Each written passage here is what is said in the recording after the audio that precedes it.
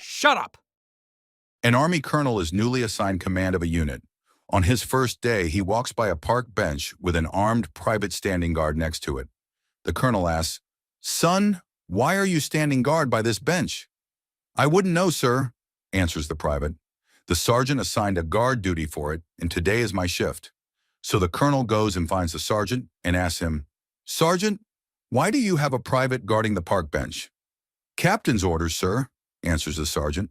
"I have been ordered to assign a guard detail around that bench, so each day a different private stands guard."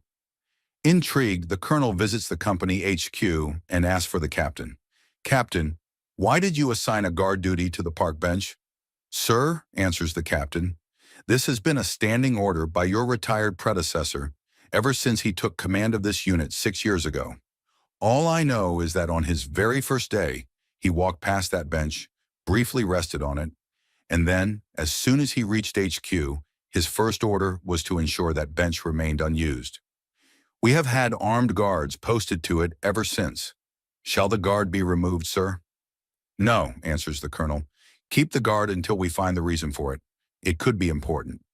After 2 months on the job, the colonel took some leave and traveled to the retirement home, where his predecessor, now an old crusty retired general, spends his days.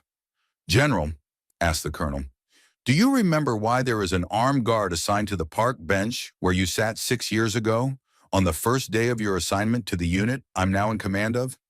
The general stands dumbfounded for a moment, then asks, "You mean the paint still hasn't dried?"